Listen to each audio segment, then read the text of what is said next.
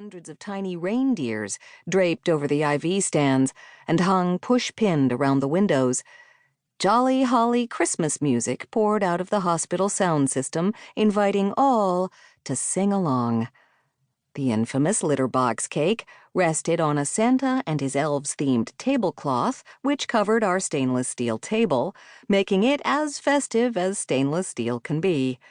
The baker, my technician Mari, had strived for realism, succeeding beyond her wildest nightmares. Tootsie Rolls and Baby Ruth bars starred as the cat poop, while some kind of granular sugar/graham cracker mix stood in for the litter. A partially melted piece of chocolate artistically draped over the side of the litter box represented the kitty that, oops, had missed the mark.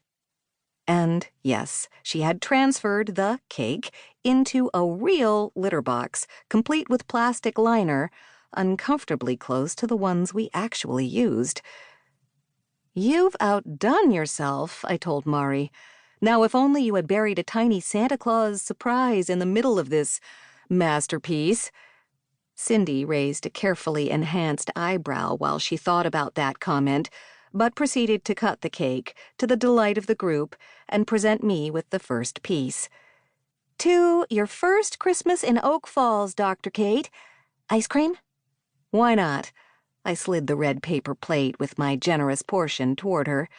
"What flavors do you have?" "Only one. I made it myself in our ice cream machine." When she paused, I knew something was up. Wondering how you top a litter box cake, I asked, "What flavor did you make?" "Reindeer crunch." Score one for Cindy. Medical humor across the board is pretty strange to outsiders, but it helps diffuse what can often be a stressful job. "I hope no reindeer were injured in the making of this ice cream." Mari, busy capturing the fun with her phone, said, "All reindeer are present and accounted for. It's a blend of milk chocolate, which stands for their coats, with vanilla and dark chocolate-covered wafers mixed in to resemble their hooves. Oh, and a couple of Red Hots. They help blast you to the North Pole." "They sure do," chimed in our kennel helper, Tony, always ready with a comment. "Are the Red Hots an homage to Rudolph's nose?" "You got it, Doc." As soon as I returned to my seat, I tasted an overloaded forkful of litter box cake, topped with melted Tootsie Rolls and reindeer crunch. It was delicious. 30 minutes later, with everyone well fed, the party started winding down. Cindy updated me on 2 angry clients, one of whom refused to pay his bill.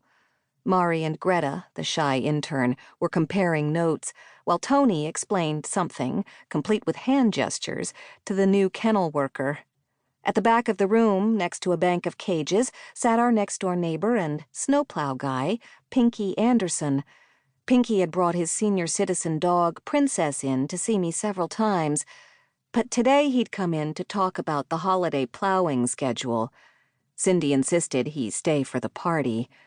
Our hospital cat, Mr. Cat, meanwhile managed to dislodge the red bow scotch-taped to his collar.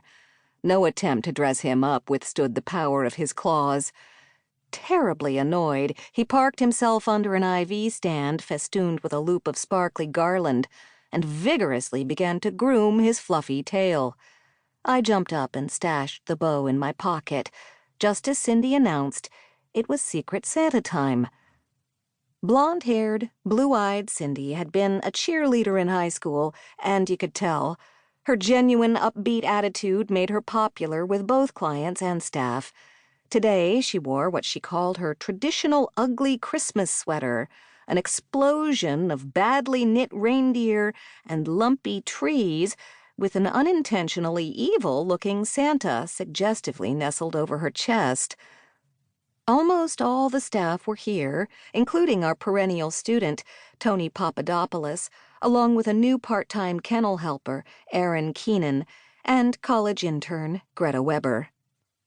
Mari scrambled up to the front to help clear the empty pizza boxes, jingling as she walked, thanks to the 2 dog collars she'd woven around her neck. She shot an evil eye at her personal...